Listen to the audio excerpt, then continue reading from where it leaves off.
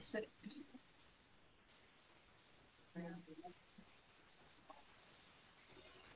Oke, baik.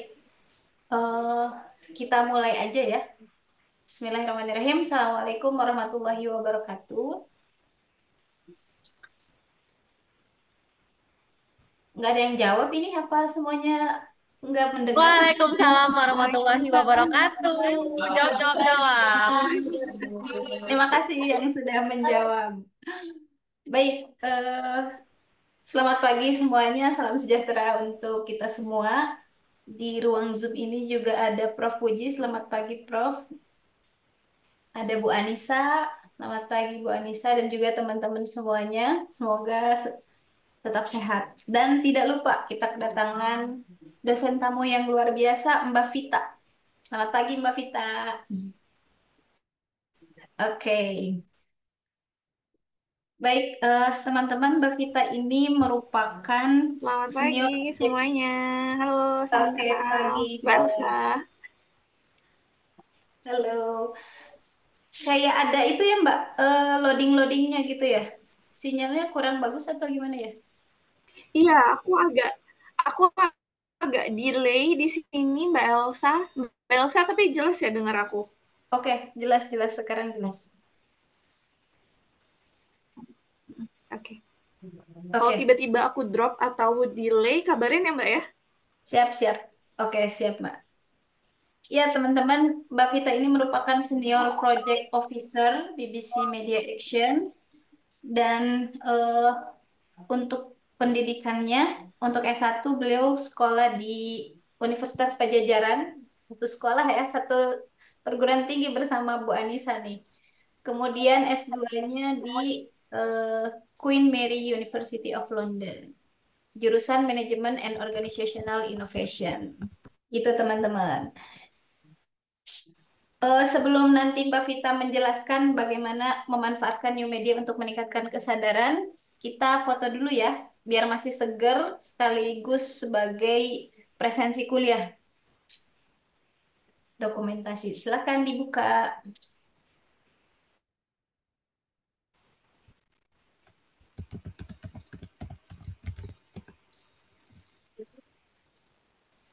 Oke, silakan dibuka dulu kameranya teman-teman. Fatima Zahra, Salsa, Haula, Elizabeth, Nur Intan, Difra, Martina, Ananda.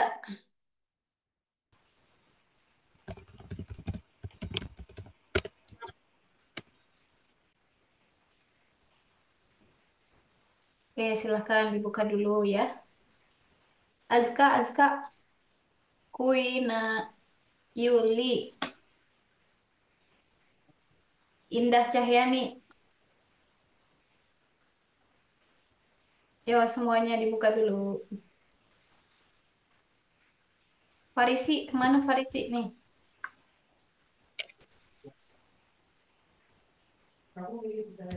Dia Dwi, Intifado Kaila. Oke. Oke, baik. Kita mulai ya. Dalam hitungan satu, dua, tiga. Oke, slide kedua. Sekali lagi. Indah Cahyani mana ya? Salsabila. Oke, satu, dua, tiga. Sip. Terima kasih Bapak Ibu, teman-teman semuanya. Baik. Baik, Mbak Vita sudah siap ya? Siap. Ya, oke. Silakan Mbak Vita untuk sharing bagaimana memanfaatkan new media untuk meningkatkan kesadaran. Pada Mbak Vita, kami persilahkan. Oke, Mbak Elsa, aku izin untuk share ya, share Oke, slide. oke, Em, silakan. Halo teman-teman semuanya, di kelas ini luar biasa sekali ternyata aku di share sama Mbak Nisa. Untuk hadir di kelas ini, saya share screen dulu sebentar. Oke.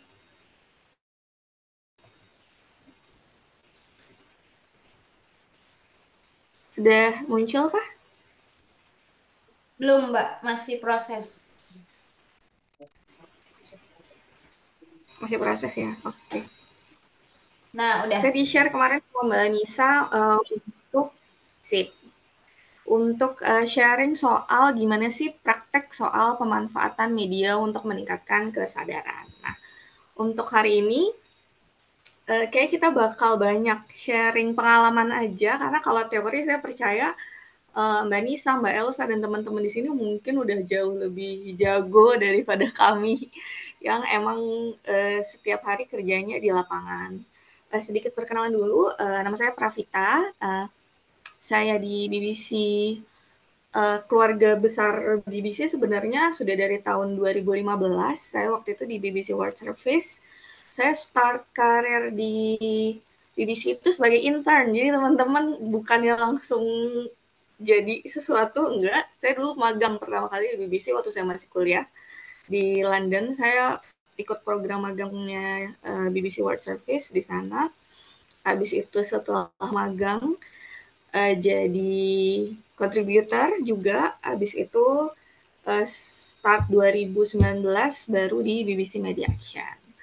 Nah, ini tadi mungkin agak bingung nih BBC, ada BBC mungkin taunya yang BBC Indonesia atau BBC News yang di berita. Nah, ternyata di BBC itu ada banyak sekali cabang-cabangnya. Kita memang bekerja pasti core-nya di media dan di komunikasi, tetapi yang teman-teman biasanya tahu itu yang berita yang di Indonesia ada BBC Indonesia, terus BBC News itu adalah bagian dari World Service. Terus ada lagi nih teman-teman, ada BBC Movie yang ngerjain movie, terus ada Natural History Unit yang ngerjain BBC Earth kalau teman-teman tahu. Terus ada juga CBeebies tuh yang anak-anak BBC Children, banyak macam-macam.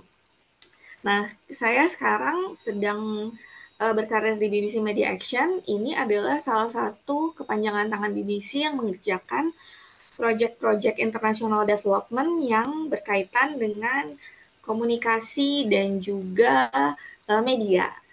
Jadi kita menggunakan komunikasi dan media untuk berkontribusi dalam pembangunan internasional. Bentuknya apa aja? Banyak banget, mulai dari kebencanaan, terus poverty reduction, isu-isu iklim, terus apa lagi ya? Banyak macam banget. Nah, BBC Media Action ini juga sama kakaknya, yang BBC World Service yang ada hampir di seluruh dunia. Kita itu ada juga ada di berbagai negara. So far saya ada di 22 negara dan Indonesia itu hampir jadi anak bontot. Nah, tahun lalu kita anak bontot, kita yang paling baru kantornya dari 2018. Tapi per tahun ini itu kita ada adik satu lagi di Pasifik. Kebetulan saya juga berkecimpung di proyek yang di Pasifik, jadi kita ada satu lagi nanti di Fiji, gitu yang mencakup seluruh Pasifik. Jadi dari Fiji, Samoa, Vanuatu, terus apa lagi ya, Solomon Island dan segala macam. Tapi untuk sekarang kita base-nya di Jakarta. Itu sedikit soal BBC Media Action. Aku diamanahkan sama Mbak Nisa untuk ngomongin soal komunikasi perubahan perilaku, jadi communication change behavior ya. Kenapa sih perilaku kita harus diubah? Kelakuan apa sih yang teman-teman ini harus dirubah kelakuannya, gitu kan? Aku akan share beberapa porto kami dan ada porto saya juga nanti yang memang kita salah satu tujuannya itu berkontribusi untuk perubahan perilaku. Nah, sebenarnya marak banget kan berbagai teori soal communication behavioral change ini yang ada di secara akademik maupun secara prakteknya. Nah, tapi yang kami lakukan di sini kita sebenarnya ada 4 poin. Nanti kita sharing ya teman-teman taunya apa atau prakteknya biasanya seperti apa. Tapi kalau di kita tuh ada 4, yaitu know, think, feel, do. Jadi kita know dulu, tahu dulu, think, berpikir, feel bisa dirasakan, lalu do baru praktek, baru dia akan tercermin dalam perilaku dia gitu. Jadi itu adalah 4 tahap bagaimana kita berusaha membuat berbagai pendekatan untuk dia sampai berubah perilakunya. Dan komunikasi perubahan perilaku ini sekarang marak banget di berbagai sektor. Jadi mulai dari sektor kesehatan, terus iklim tentunya ya, yang sekarang lagi naik banget, terus isu-isu yang lainnya. Jadi dia sangat versatile, sangat fleksibel, bisa masuk ke berbagai platform dan bisa berbagai konten gitu. Karena sekarang saya tadi share kita di international development, jadi semua porto yang akan saya share hari ini ke teman-teman adalah yang berbasis untuk pembangunan internasional. Jadi sifatnya tidak profit ya, sifatnya semuanya untuk non-profit. Aku mau share video ini dulu, semoga bisa jadi ice breaking juga ya. Semoga.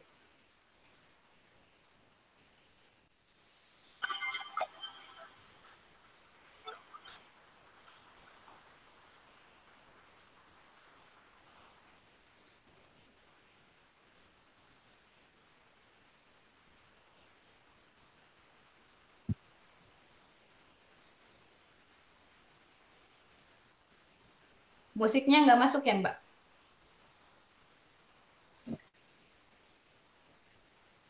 Gak masuk Mbak Elsa ya? Sorry. Iya, musiknya nggak ada. Oh, musiknya nggak ada. Oh, sorry, sorry, Share, sorry. nggak share sound kali kata dia ya, sebelum share screen-nya. Sebentar. Aku...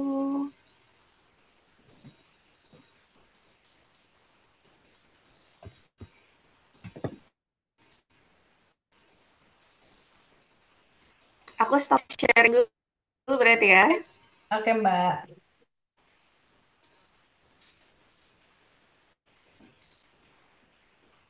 Oke, thank you. Aku share sama ya guys. Sudah kelihatan belum share screen-nya? Belum, belum. Nah, udah.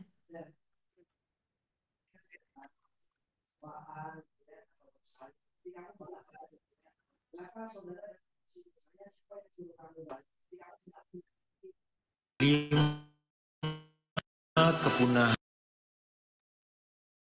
massal telah terjadi di muka bumi. Mbak, tapi yang munculnya itu ya. Yang menjadi Nah, yang baru udah. Oke. penyebabnya perubahan iklim, kedua ketiga perubahan iklim, yang keempat masih perubahan iklim, yang kelima karena betul asteroid.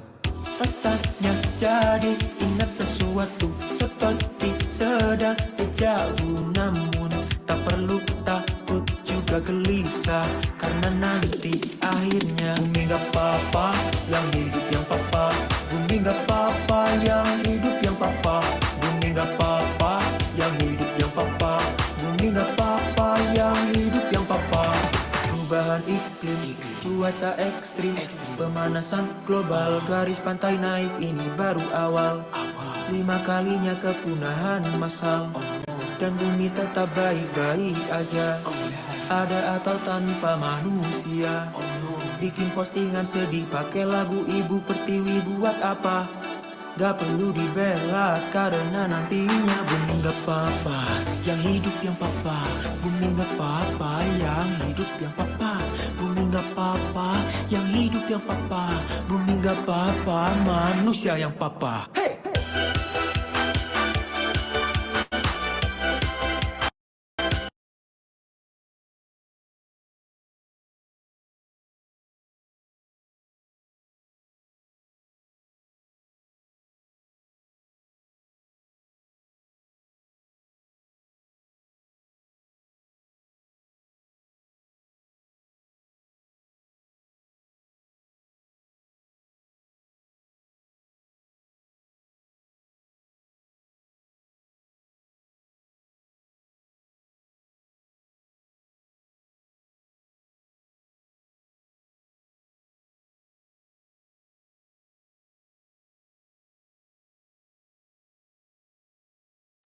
Mbak masih di mute ya? Masih mute mbaknya.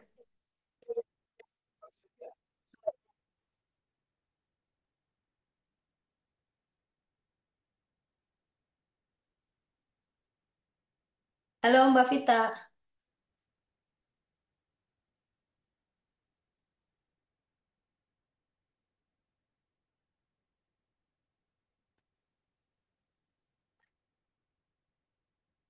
Mbak Vita masih di mute. Oh, Iya, oke, suaranya tadi udah keluar belum. ya. Heeh. Suaranya baru ada. Mungkin kalau aku share audio, dia langsung nge-mute sendiri ya. Oh, bisa jadi ya. Oke, nggak apa-apa, nggak apa-apa. Oke, Lesson learn. Jadinya ini aku off dulu share audionya. oke.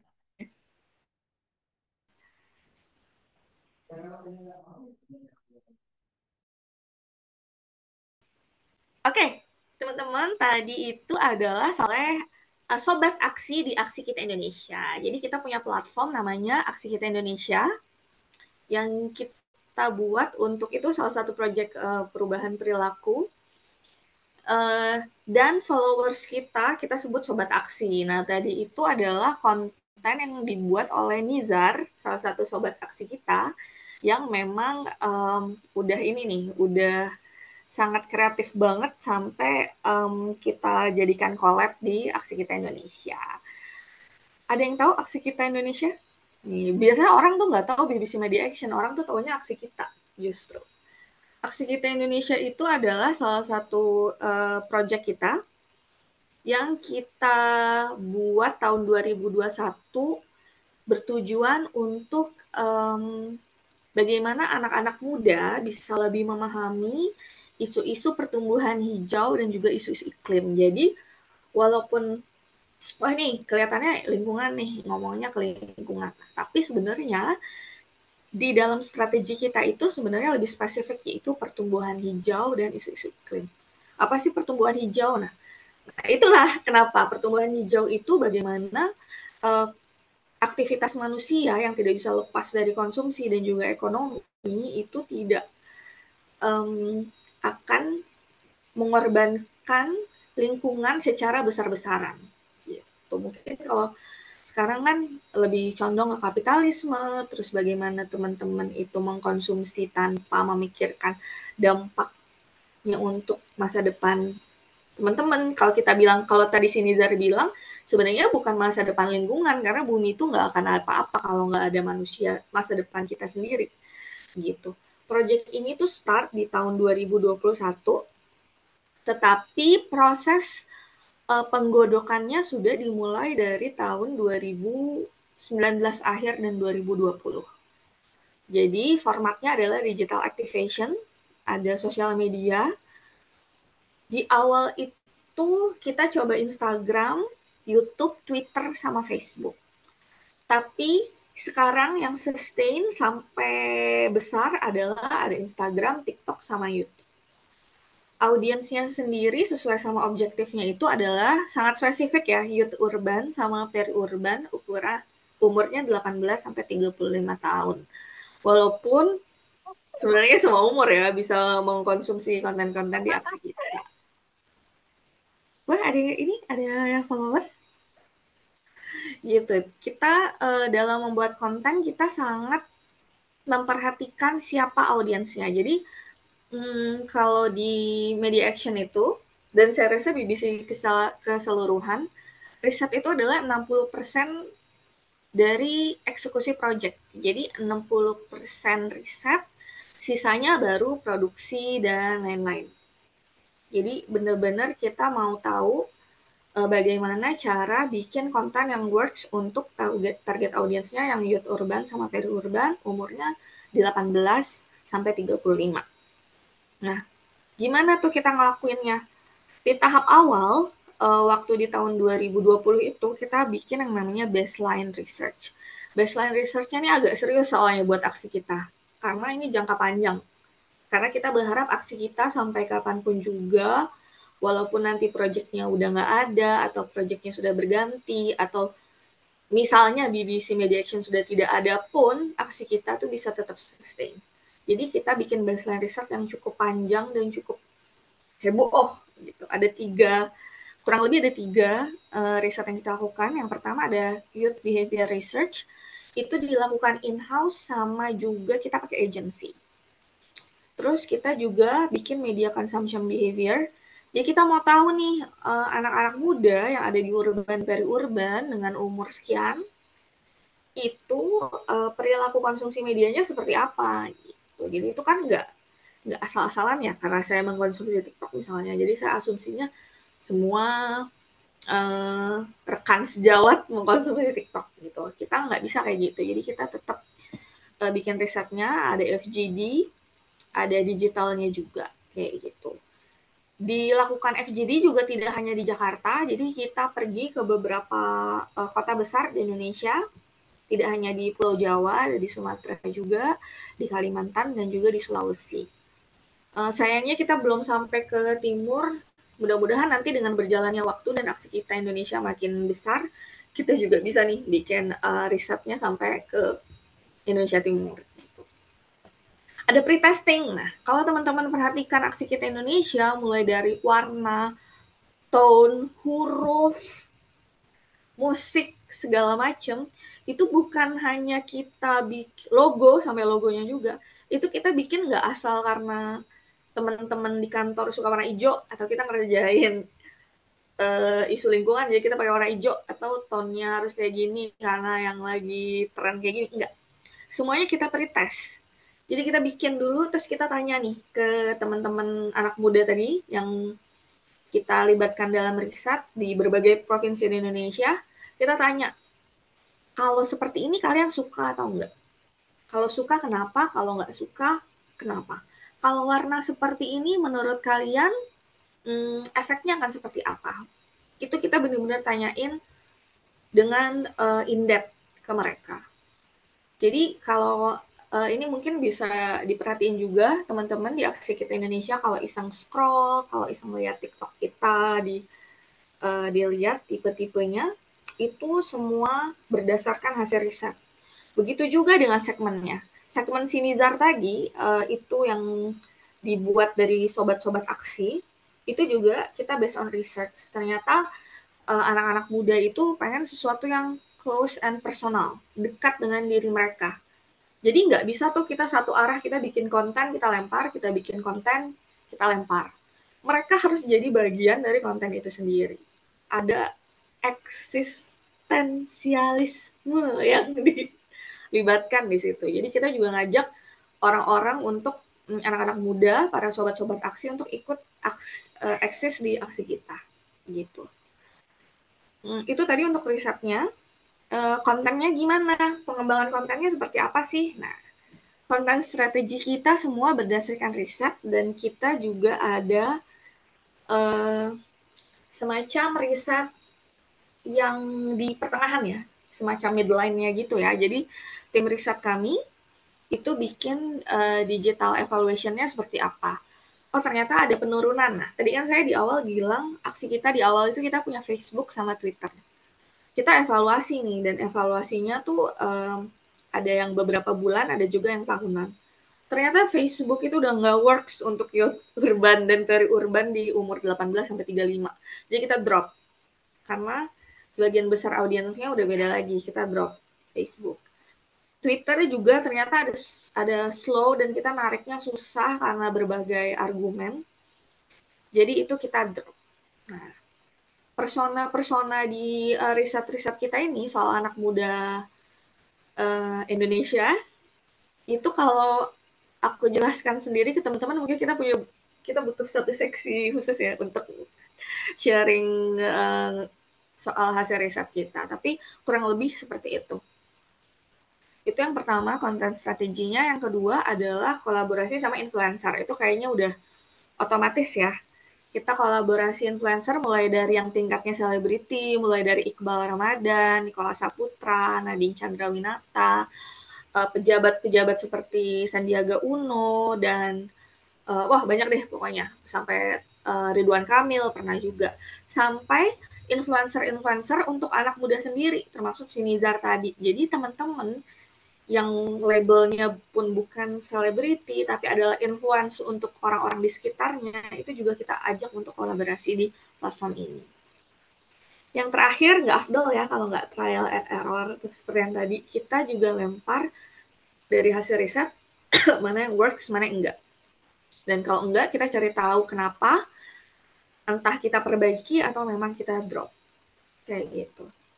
Dan yang terakhir, kita ada tadi monitoring evaluation. Kita ada tuh impact evaluation-nya. Dan tahun 2022 kita bahkan bikin presentasi untuk publik impact evaluation aksi kita seperti apa. Ini impact-nya apa sih?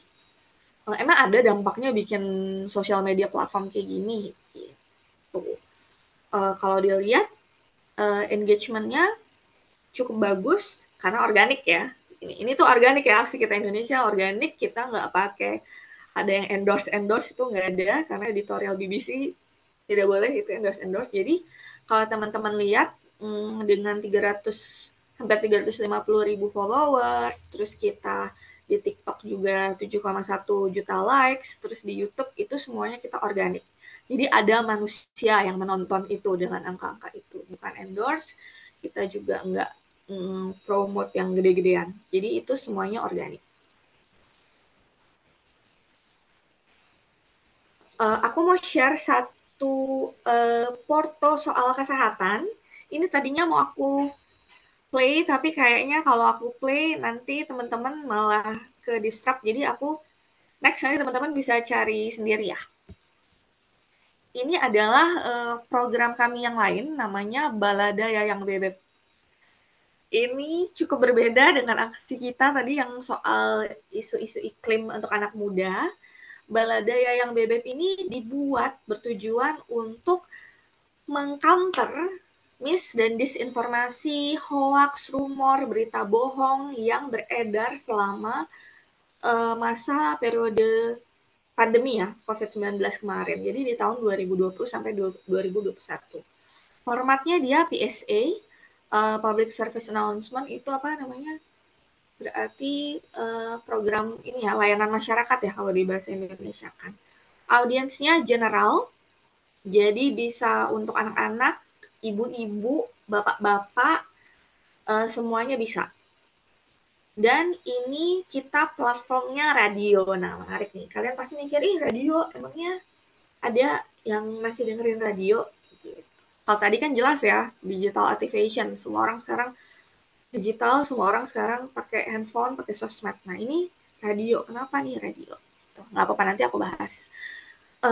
Formatnya, selain PSA, kita juga mentraining produser radio di RRI yang menjadi mitra kita. Dari seluruh Indonesia kita kumpulin, terus kita training terkait lifeline communication. Nah, ini aku masukin. Lifeline communication di BBC Media Action itu adalah bentuk komunikasi yang digunakan untuk menyelamatkan nyawa atau pada saat kebencanaan.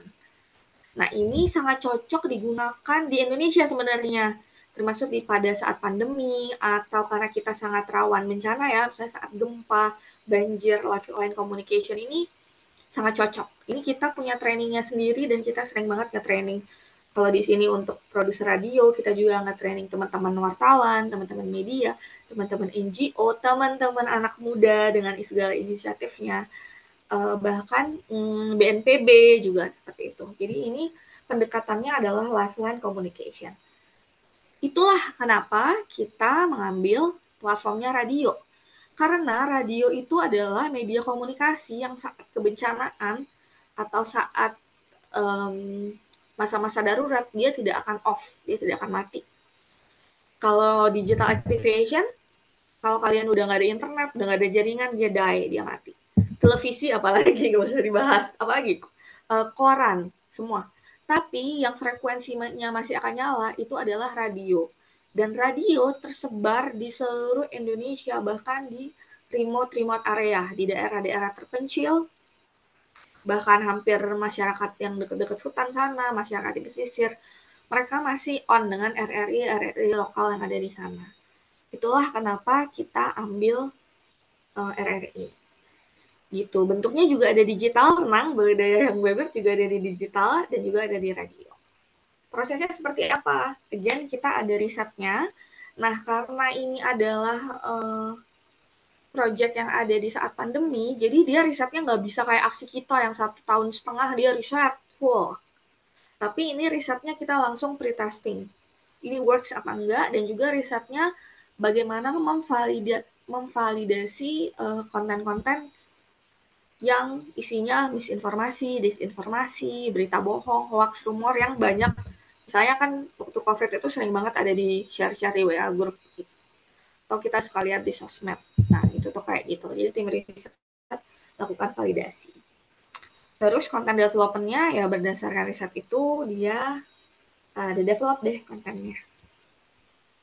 Nanti Budaya yang Bebeknya aku share ke Mbak Nisa, nanti teman-teman bisa dengerin sendiri beberapa contoh. Siapa tahu bisa jadi referensi.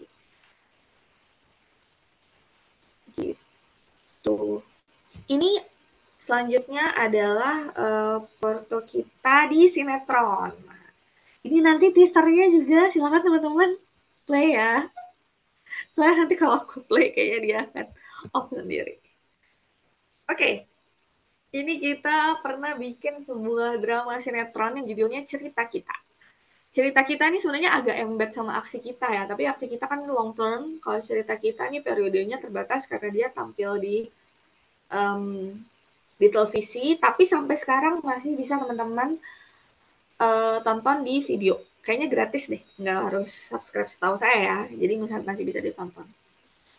Karena embed, dia objektifnya masih sama soal pertumbuhan hijau dan juga isu-isu iklim di tahun 2021. Audiensnya general, walaupun dengan tahun aksi kita juga, jadi tetap tokoh-tokohnya tuh anak muda, tokoh utamanya anak muda. Kita ingin meraih audiens yang lebih besar lagi. Kalau tadi hanya youth urban dan peri-urban, di usia-usia muda, ini pengennya umum, pengennya semua orang bisa nonton, semua orang bisa menikmati, semua orang bisa tahu pesannya. Makanya kita bekerja sama Asia TV, yang pada saat itu, dan kayaknya masih di saat ini, saya kurang tahu ya tahun ini ya. Tapi di tahun itu, di tahun 2021, SCTV adalah stasiun televisi dengan penonton tertinggi nomor 1 di Indonesia. Kita ambil makanya SCTV, kerjasamanya sama SCTV. Dan tidak lupa karena sebagian besar orang-orang sekarang nontonnya di OTT ya, di streaming service, itu ada juga di video.com. Di video ini kita free kan, jadi semoga sampai sekarang teman-teman bisa nonton ya, kalau mau cek silakan.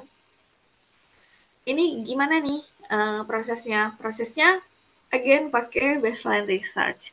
Ini media consumption behavior-nya kita lihat. Tipikal acara televisi seperti apa yang masih banyak ditonton oleh orang-orang Indonesia. Tadinya kita pikir kalau bikin reality show gitu seru kali ya, yang bikin game show atau reality kayak wah yang benar-benar dramatis yang sesuai dengan kehidupan sehari-hari. Nah, tapi ternyata hasil dari riset menunjukkan kalau drama yang masih banyak ditonton di televisi. Jadi kita bikin deh drama. Terus tidak lupa di pretest juga branding, konsep ceritanya seperti apa. Hasil dari riset kita jadikan untuk mengembangkan skrip. Nah, itu kita kolaborasi, kita nggak sendiri ya teman-teman, kita kolaborasi sama production house, kita pakai screenplay, dan alhamdulillah kita dapat penghargaan di Festival Film Bandung untuk kategori film bermuatan kearifan lokal. Kita dapat nominasi juga untuk drama terbaik, tapi nggak menang. Waktu itu kita bersaingnya sama apa tuh si Amanda Manopo, itu deh sinetron-sinetron yang emang hits dan viral banget. Terus di situ ada cerita kita. Kita nggak menang sih, tapi di situ kita udah cukup berbangga hati dengan sinetron tema lingkungan, tema pertumbuhan hijau. Ternyata masih ada tempat nih di masyarakat dan bisa bersaing dengan drama-drama pelakor, drama-drama percintaan, drama-drama rumah tangga lainnya, dan masih banyak alhamdulillah yang nonton. Kemarin itu reach-nya kita sampai 25 juta gitu. Terus ada monitoring evaluation-nya, makanya kita tahu reach-nya yang nonton kira-kira seluruh Indonesia ada sekitar 25 juta per tahun 2022. gitu. Kalau sampai sekarang kita udah belum tahu nih, makanya ada di video.com, jadi teman-teman kalau mau recall lagi, mau lihat sebagai referensi, silakan dicek. Nah, ini yang terbaru. Barunya baru banget. Benar-benar baru, grass. Baru tahun ini dan akan segera launching di minggu depan. Ini adalah sekarang project yang sedang kita kerjakan sekarang. Objektifnya adalah climate crisis, jadi udah lebih besar lagi. Kita ngerjainnya sebenarnya udah dari tahun 2023 kemarin, tapi khusus untuk dramanya kita kerjakan di awal tahun ini, 2024, dan juga akan launching tayang di Juni 2024. Formatnya masih sama, drama, tapi kita shift nih.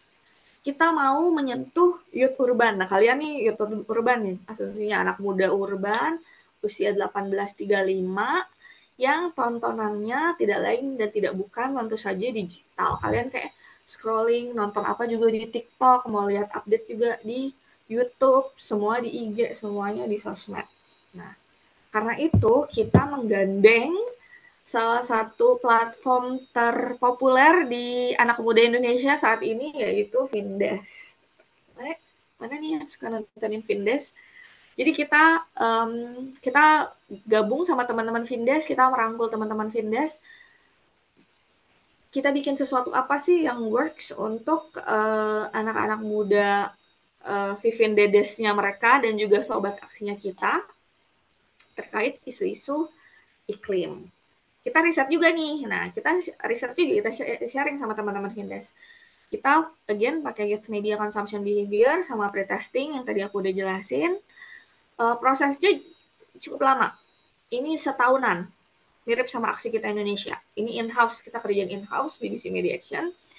Terus konten development-nya kita ngumpul sama satkernya Findes. Terus kita ngembangin skripnya bareng, formatnya bareng.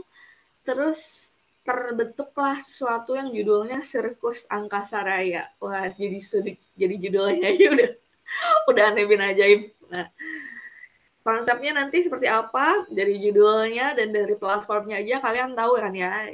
Ini pasti bakal quirky, aneh bin ajaib ya, unik. Tetap ada humor ala-ala Vindesnya, ala-ala sobat aksi, dan akan jadi sesuatu yang close and personal di sini. And you know what? Kalian juga bakal diundang nih. Aku juga mau ngajak teman-teman yang ada di kelas ini untuk gabung ke launching kita minggu depan. Nanti aku kasih tahu ke Mbak Nisa juga untuk nongkrong bareng sama Vivin Dede, sama Sobat Aksi. Aku juga mau ngundang teman-teman yang ada di kelas ini.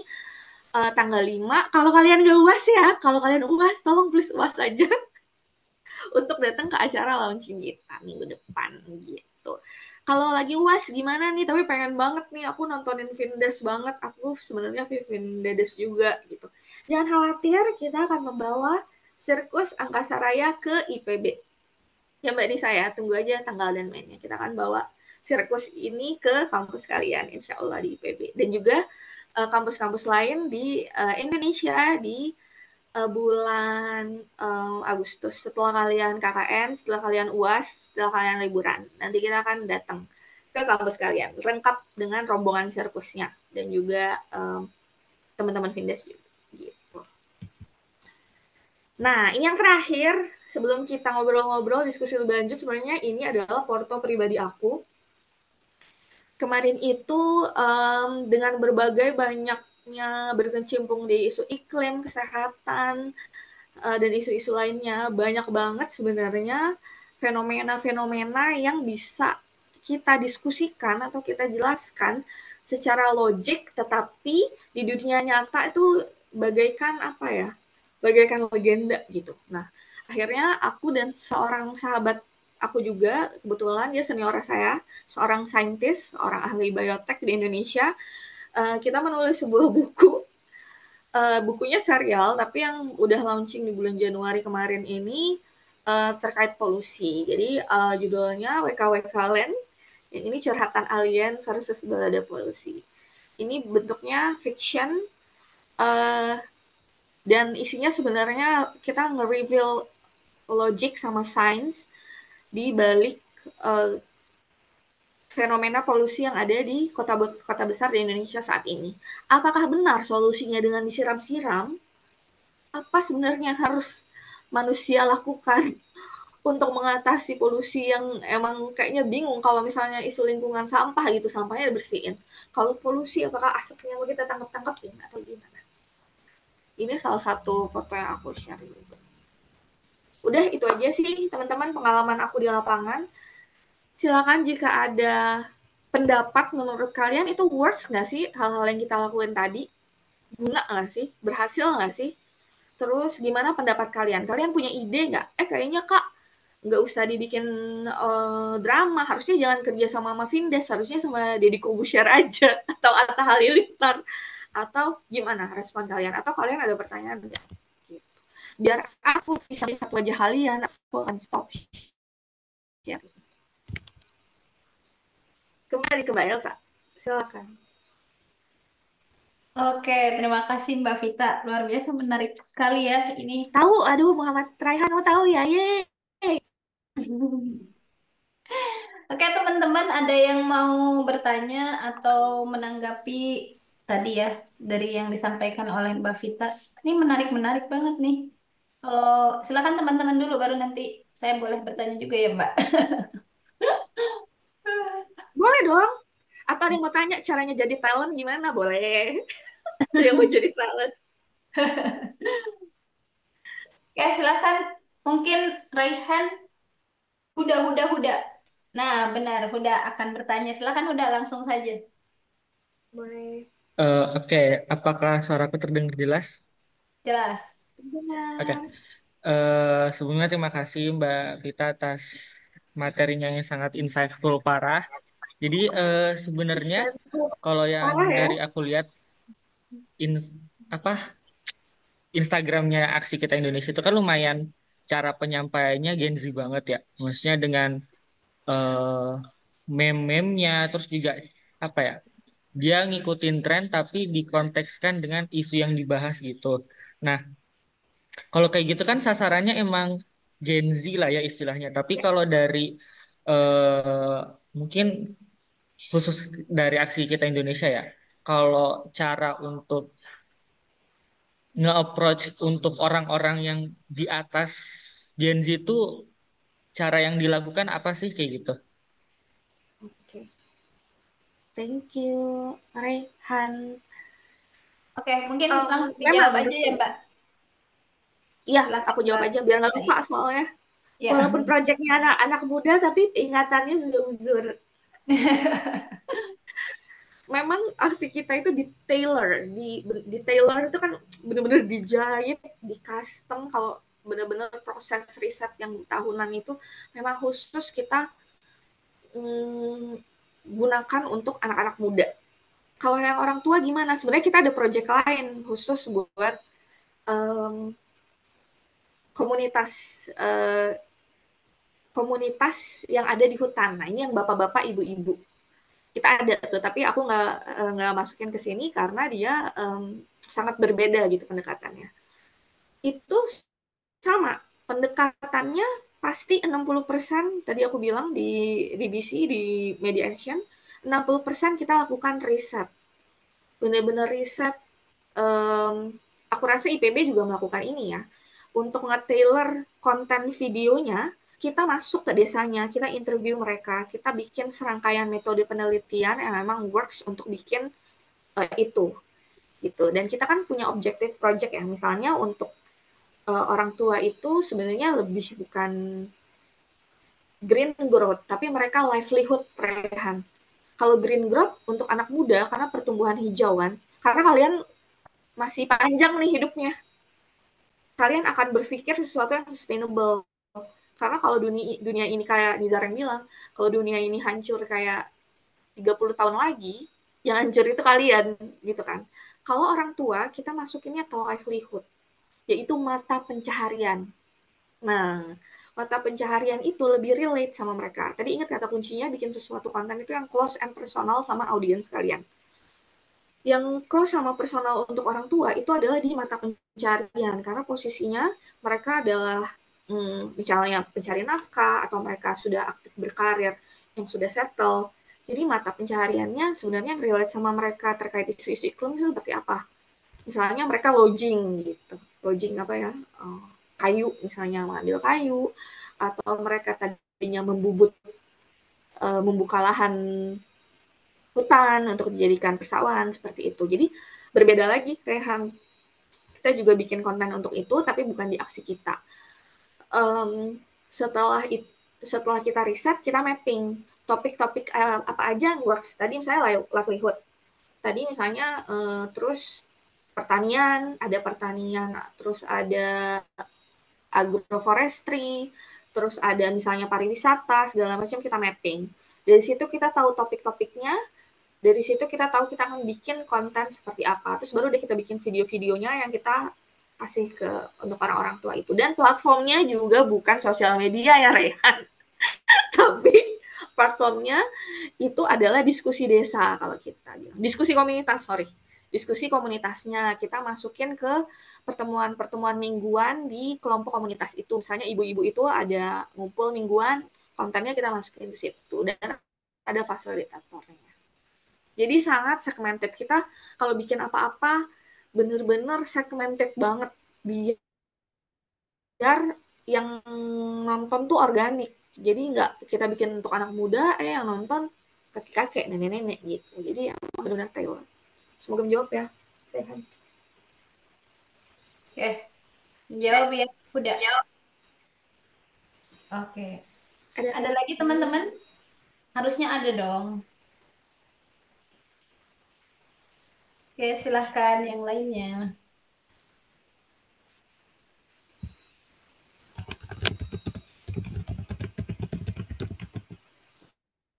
Garing nanya gimana caranya jadi talent nih.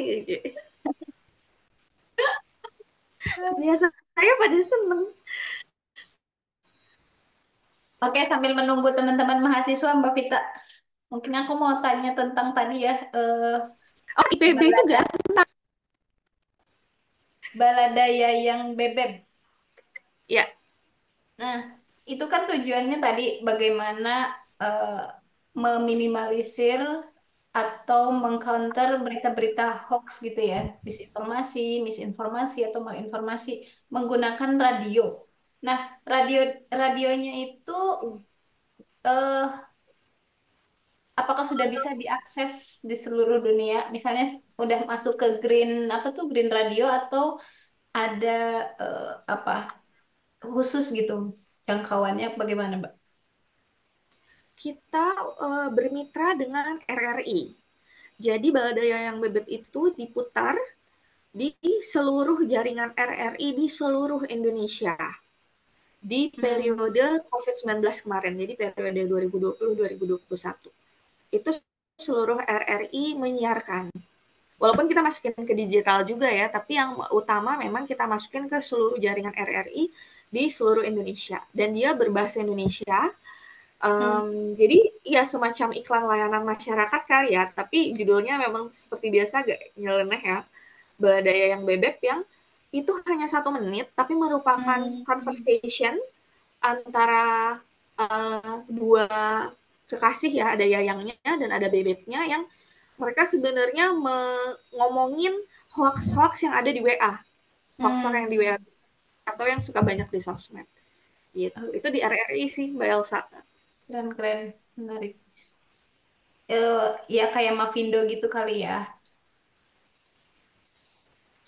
Semacamnya mungkin ya. macamnya. Terus yang kedua, kalau yang Aku tadi mau buku, tapi apa? Ya Mbak. gak apa-apa Mbak Elsa. Sorry, sorry. Oke, tadi buku yang WKWK Land volume 1 itu bisa diakses di mana, Mbak? Itu sudah tersebar di seluruh Gramedia. Enggak deh, kayaknya enggak di Gramedia, di kota-kota besar. Di Gramedia di Bogor udah ada, Gramedia di Depok udah ada. Udah ada ya di Atau Gramedia. bisa online juga di e-commerce. Oke, jadi buat Gitu. teman-teman yang mau baca silahkan datang ke Gramet atau order di online. Iya.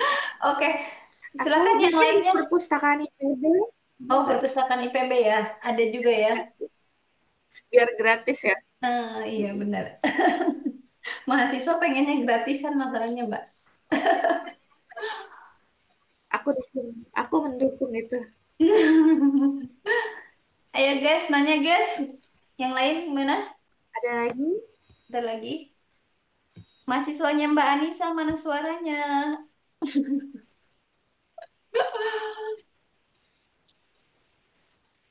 Fitri, Fitri, masa gak ada yang mau ditanyain Fit? Ini banyak nih, ada Fitri, Zara. Halo, ya Mbak. Fitri gimana? Ada yang mau didiskusikan dengan Mbak Vita? Bingung sih aku mau nanya apa, tapi eh, mungkin ini pertanyaan apa ya?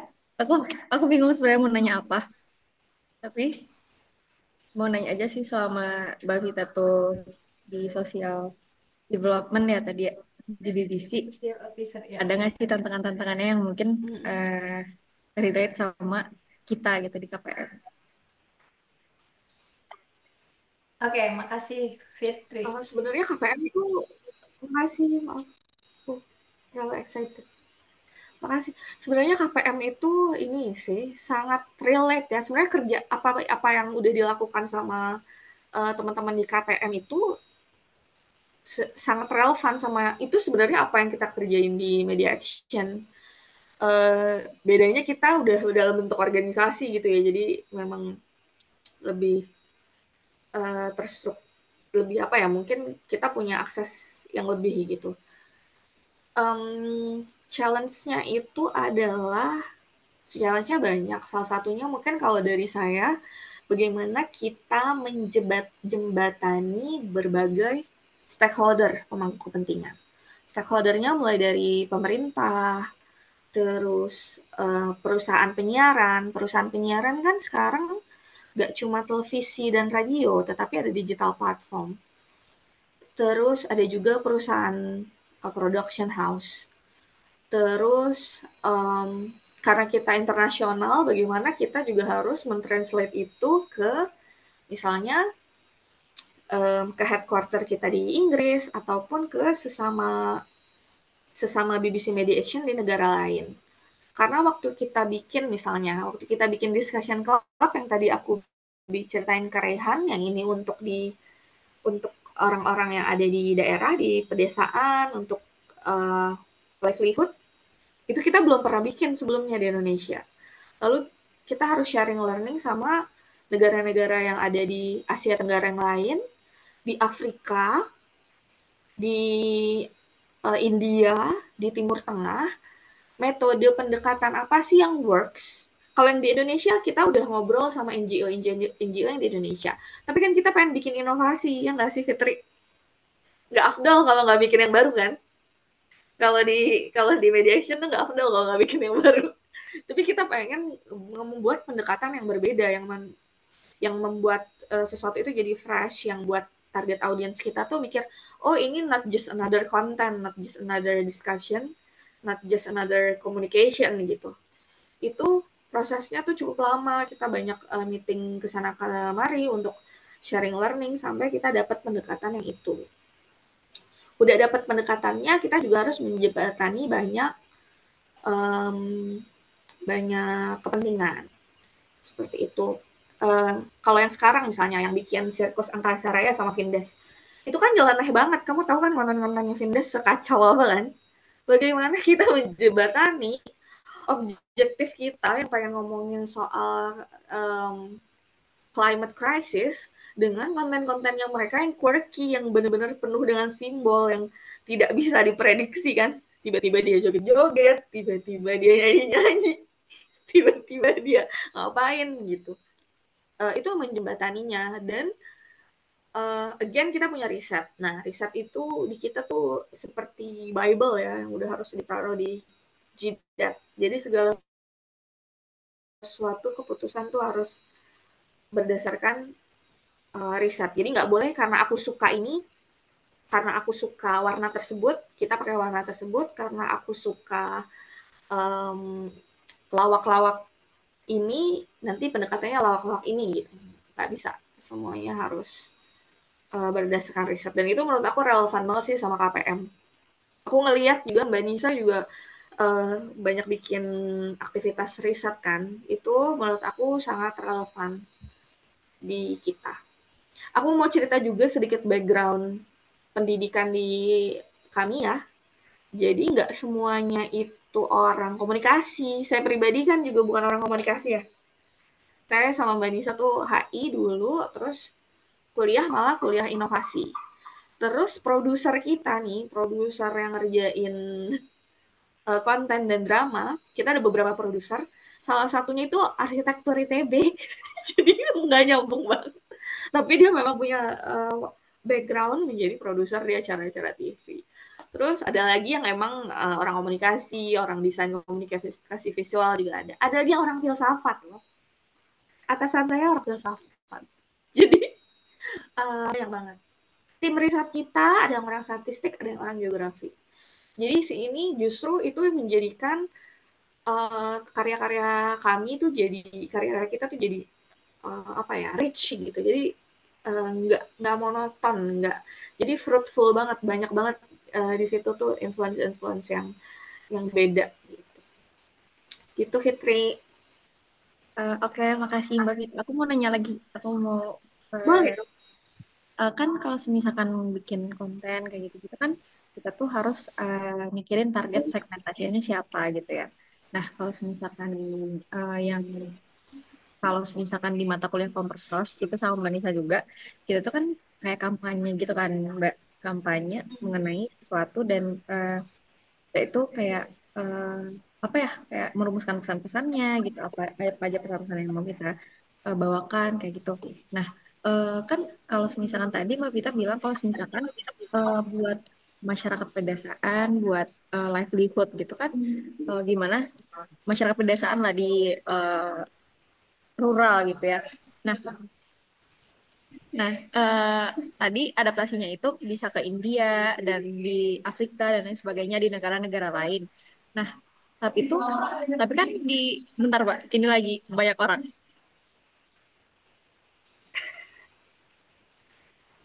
Terus eh, kan karakteristik masyarakat Indonesia itu beda sama yang ada di negara-negara lain kayak gitu dan of course pendekatannya itu berarti kita harus tahu juga eh, apa ya kayak karakteristik masyarakat desanya gitu kan masing-masing masyarakat punya budaya dan adatnya masing-masing gitu loh. Dan konten yang bakal diproduksi itu otomatis untuk ditujukan kepada semua halayak yang mungkin bisa membaca. Nah, cara dari Mbak Vita itu kayak menentukan pendekatannya itu berdasarkan masyarakat dan masyarakat yang adat pedesaan yang punya karakteristik masing-masing tuh kayak gimana? Apakah nanti ada turun lapangnya dulu? Kalau misalkan kita kan di KPM juga ada turun lapangnya dulu. Kita kenalin masyarakatnya dulu seperti apa, kebiasaannya kayak gimana gitu. Apakah di yang Mbak Vita lakuin itu seperti itu juga? Kayak gitu sih menurut aku. Karena kan ini Mbak Vita bilangnya kerjasama sama BBC-BBC yang di negara lain kan kayak gitu. Apakah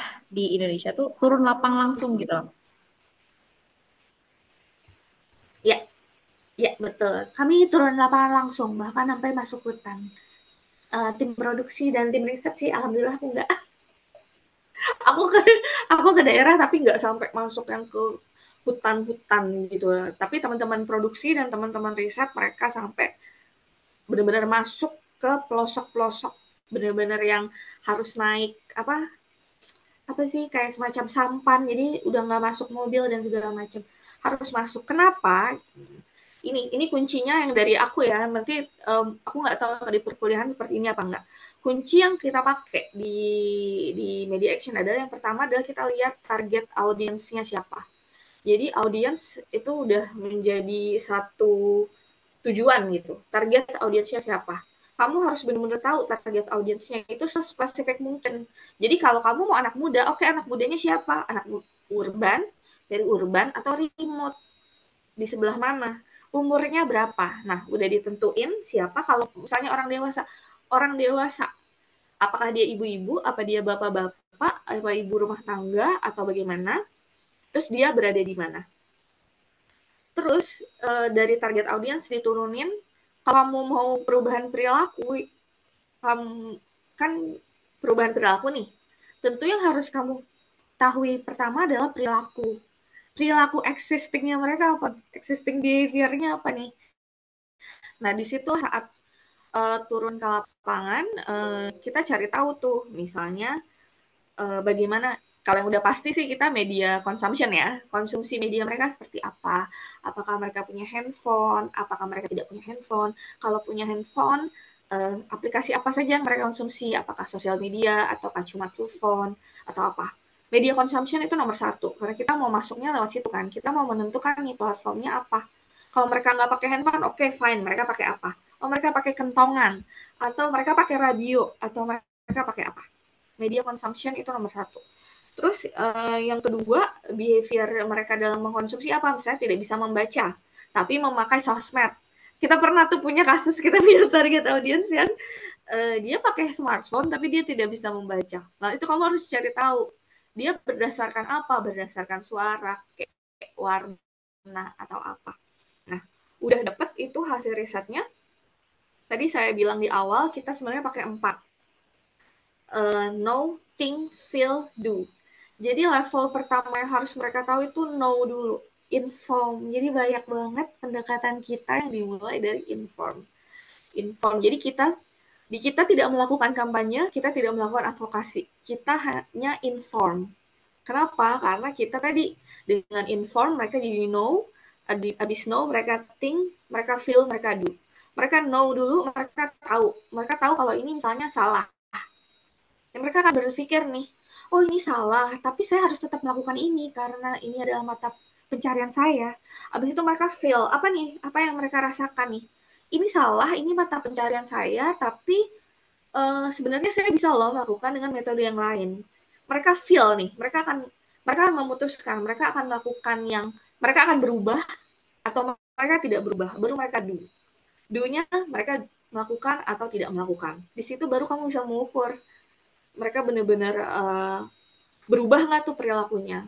Mereka do it or they just don't gitu.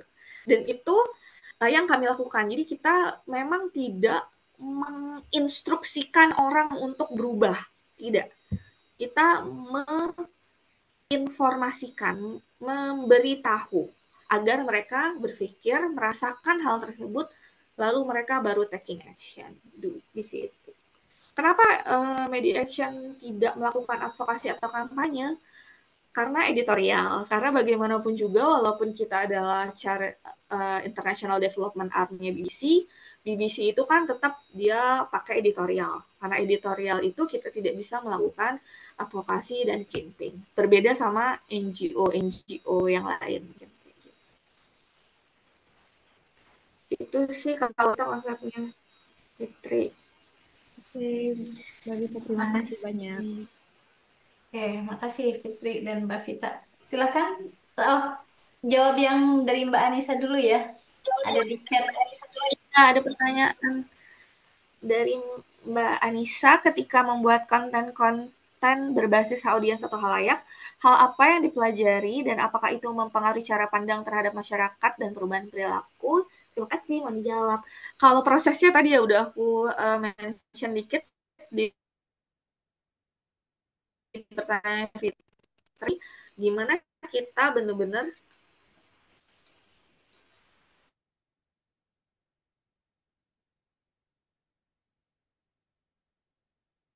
Mbak hilang suaranya.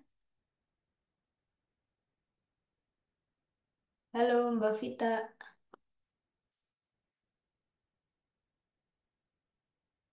Halo, maaf tadi Suaranya drop ya? hilang. Iya. Oke, sebentar. Oke. Bentar aku nggak nyalain video dulu ya, takut drop kayak tadi, Mbak Elsa. Oke. Aman Mbak. Silakan. Ya, tadi pertanyaannya Mbak Nisa untuk proses udah aku mention tadi di pertanyaannya Fitri.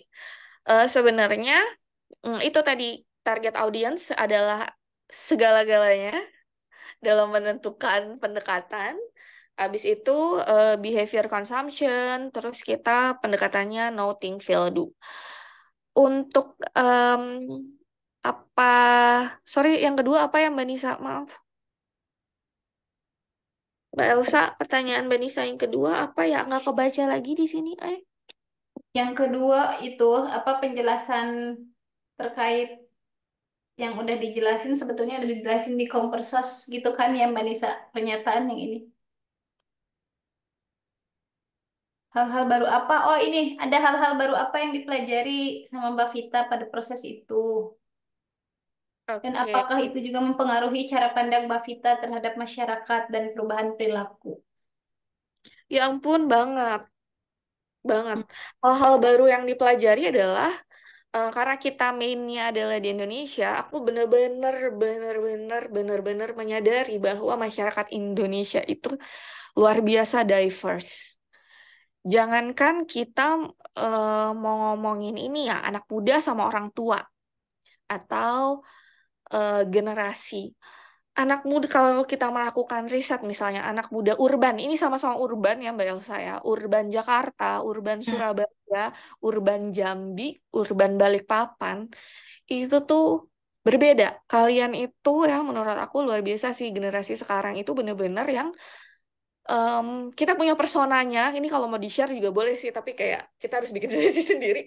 Kalian itu bener-bener adalah generasi yang tahu maunya apa, tapi bingung caranya bagaimana. Nah, maunya apa itu sangat diverse. Di Jakarta itu misalnya kalian itu sudah lebih paham terhadap akses. Tapi saat kita pergi ke Jambi misalnya, sama-sama urban nih, anak muda ibu kota ya, di Jambi, ternyata mereka itu justru worry sama em, masa depan terkait misalnya nanti aku tuh mata pencahariannya tuh seperti apa ya, karir aku di masa depan seperti apa ya gitu. Terus nanti di Bandung kalian worry sama eksistensi, kalian selalu ingin keep up sama misalnya influencer. Influencernya tuh juga beda-beda lagi tuh.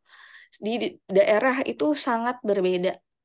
Itu sih yang aku pelajari. Terus yang kedua itu aku merasa em, saat kita semakin terpapar dengan diversity orang-orang Indonesia ya, ini aku nggak bilang alamnya ya, baru orang-orangnya ya, itu tuh kita bisa menarik bagaimana ada semacam wisdom ya, ada semacam kebijaksanaan, bagaimana komunikasi masif yang ada saat ini ya, komunikasi-komunikasi populer yang ada saat ini, itu tuh sangat egosentris, sangat Jakarta sentris, Mbak Elsa dan Hmm. teman-teman semua. Em, sangat bener-bener deh, bener-bener egosentris banget gitu. Hmm. Komunikasi massal yang ada sekarang itu mereka tidak mempertimbangkan apakah pesan itu boro-boro relevan ya, tapi bagaimana dampak pesan itu terjadi jika itu diterima di Aceh, saat itu diterima di Papua, saat itu diterima di Ambon misalnya. Itu sangat egois ya menurut aku ya. Jadi sangat penting untuk teman-teman nanti yang masa depannya kemungkinan besar berkarir di entah di komunikasi ataupun di kebijakan ataupun di community development untuk mempertimbangkan target audiens kalian dan tidak memiliki ego em, untuk memasukkan pesan kalian sendiri tanpa mempertimbangkan behavior dari audiens kalian. Jadi penyakitnya gini nih Mbak Elsa, Mbak Nisa, dan teman-teman semua. Penyakitnya sebenarnya kan communication project atau communication program itu banyak banget, nggak cuma aksi kita, nggak cuma kami gitu, banyak banget di luar sana.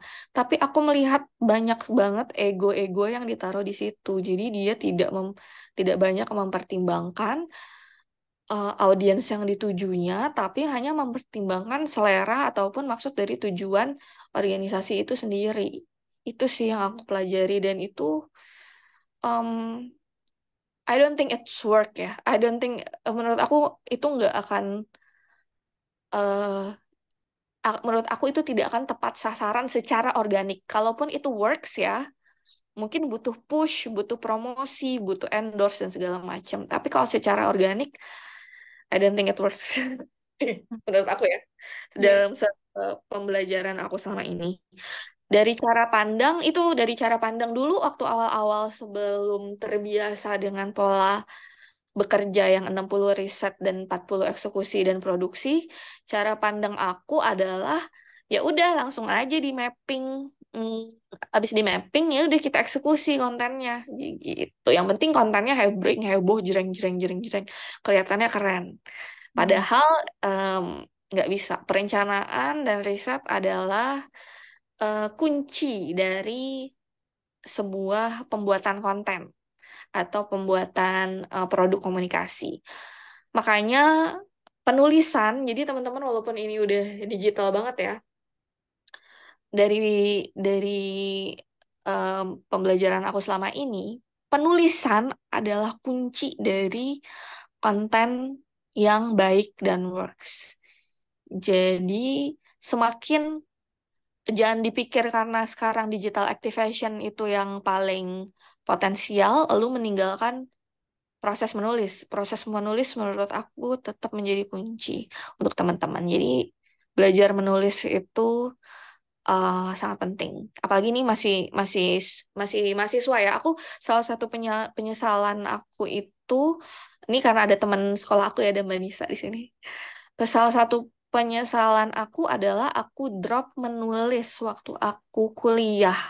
Karena aku pikir menulis itu adalah menulis tugas kuliah aja. Menulis tugas kuliah.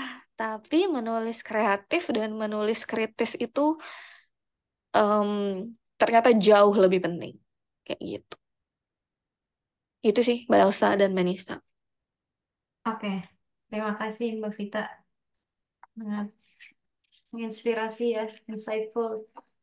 Ada lagi teman-teman yang mau didiskusikan? Naufal, mana suaranya Naufal? Firdaus. Halo Mbak Elsa, kalau Eh, kebetulan kan dari aku masih belum ada pertanyaan sih. Tadi aku mungkin sambil berjalan memperhatikan banyak sekali insight yang ya. didapat dari ya seperti itu sih. Atau kesannya deh. Iya, menurut kamu works nggak sih semua metode kita? Ini kan kalian nih target audiens kita nih 1835. Menurut kamu apa yang kami lakukan itu berguna, maksudnya works ngena nggak sih di kalian? Cocok nggak gitu? Atau menurut kamu kayak ya kalau dibikin konsep kayak gini mah yang lain juga banyak gitu. Gimana gimana? Gimana Aku Naufal? Coba pandangannya. mm, atau Kalau aksi dari ya, warnanya eh jadul gitu. Gimana gimana? Sorry iya, sorry. kalau dari aku sih eh, cukup mungkin atau mungkin gini, mungkin kalau misalnya anak muda sekarang kan tadi kan udah disebutkan diverse juga ya. Kadang-kadang em, tren dalam pembuatan berita kan tren yang diangkat itu em, misalnya kita walaupun menargetkan satu genre tertentu, tapi kadang-kadang dalam berbeda geografik itu akan berbeda. Mereka menangkap tren yang mereka eh, apa ya konsumsi. Misalnya kayak oh saya anak muda di Jakarta dan anak muda di pelosok let's say Lampung gitu kan. Eh, Sama-sama anak muda tapi mungkin dari content consumption yang mereka uh, apa ya peroleh itu berbeda. Misalnya saya up to date terkait dengan konten-konten karir atau segala macam. Atau mungkin tapi di Lampung tuh dia memikirkan karir tapi konten consumption yang dia peroleh tuh bukan lebih ke karir tapi atau mungkin lebih ke hiburan dan lain sebagainya. Mungkin um, dari yang udah disejarahkan sebenarnya udah sangat mungkin dari saya pribadi ya karena saya tidak exploring the what the essentials of the broadcast or something gitu kan ya. Jadi works aja tapi mungkin lebih di sangat harus sangat segmented aja sih kalau dari saya sih begitu ya Kak. Terima kasih. Thank you. Cukup relate ya. Ini benar juga banyak loh yang ngomong kayak kamu. Mereka itu konten-konten karir, terus mereka worry sama masa depan. Kira-kira mereka bisa nggak ya bekerja di sektor yang mereka inginkan gitu. Itu banyak aku pas kita em, FGD atau kita riset atau kita interview teman-teman di seluruh Indonesia itu banyak banget keresahan kayak kamu.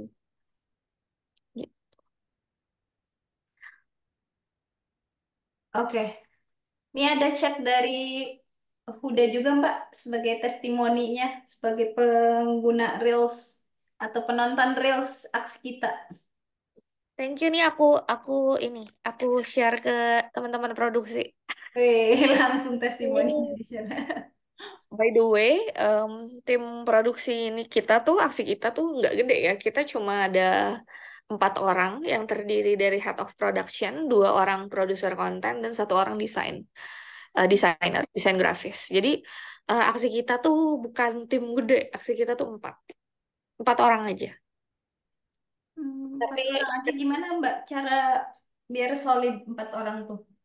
4 orang itu jadi biasanya sih udah kan ada tim riset nih, ada tim riset sendiri, ada divisi riset. Divisi riset itu dia yang menganalisis kira-kira tren di bulan-bulan ini dan bulan-bulan ke depan itu apa aja. Dari tren itu akan dimasukin topik dan rekomendasi bentuk kontennya seperti apa. Lalu mereka akan submit masukin em, ke teman-teman produksi. Nah, di situ juga suka dikasih notes tuh, misalnya konten yang kemarin itu sepi atau konten yang kemarin itu rame atau yang kayak gimana. Itu dimasukin, nanti teman-teman produksi akan develop konten yang selanjutnya pas dari rekomendasi tim riset. Kita juga ada format konten development, jadi kita ada kayak semacam minggu ini apa, besok apa, Content besok planner ya kali. plannernya kita Hmm. punya sendiri, dan Hmm. itu kan kita sering bikin training untuk anak-anak muda atau teman-teman di organisasi, di NGO maupun juga teman-teman wartawan. Kita share tuh bagaimana cara manajemen kita bikin content planner atau membuat konten berdasarkan hasil riset kayak gitu. Jadi Oke. walaupun orangnya sedikit, tetap bisa kreatif, Iya. tetap tepat sasaran. Nanti boleh sesekali teman-teman SKPM nih ikutan trainingnya bagaimana membuat content planner tuh yang dengan Mbak Vita ya Mbak. Kalau ada info-info Boleh banget. Kan ini mau sangat. ada rombongan sirkus ke IPB kan, jadi ya Oh ya benar-benar. sekalian Tunggu tanggal mainnya. Oke, tunggu tanggalnya. iya. Ada lagi teman-teman? Lima itu udah UAS belum sih Mbak Elsa? UAS itu tanggal berapa ya? UAS mulainya. Tapi kalian belajar sih ya. Oh belum, kata Huda belum Oh ya? belum. Oh 10 sampai 22 Mbak. Ya udah tanggal 5 ikut ke acara kita yang Mavindes. Cie, tetap Iya, ya, Mbak. ikut ya. Ayo tandai kalendernya masing-masing. Bilang mata kuliahnya Mbak Nisa gitu. Langsung boleh masuk. Nah, Passwordnya itu ya Mbak. itu ya, mahasiswanya Mbak Nisa. Nanti boleh masuk. Oke, mantap. Punya Jadi privilege nih teman-teman. nggak cuma dengerin aku ngomong, kalian langsung bisa menyaksikan, oh ini krunya, oh ini tim produksinya, nanti kalian bisa ngobrol bareng. Iya, KPM banget. Ayo anak-anak mahasiswa guys, ikut nanti tanggal 5 Juni ya. Yes, bener ya, Huda datang ya. Di Pejaten kalau nggak salah, ntar deh aku share ini alamatnya di mana. Sama Vindes. Oke, nanti via Mbak Anissa disampaikan kembali. Oke, ada lagi teman-teman yang lain? Mungkin Mbak Anissa udah bisa on cam belum? Tuh berangkat bareng kata Mbak Nisa. Di mana jam? Oke. Ah, jam mana handphone aku? Handphone aku jam 3 deh kalau nggak salah. 5 Jam Juni 3. itu hari apa ya? Hari Rabu. Tahu nggak sih, ternyata handphone aku lagi aku pakai ini yang lagi aku. Aduh maaf ya, tuh kan. Walaupun youth audience, tapi otaknya tuh udah uzur. Apa-apa Mbak itu sering kayak gitu kok. Nggak cuma Mbak aja. Tenang, tenang. Jam 3 ya guys, tanggal 5.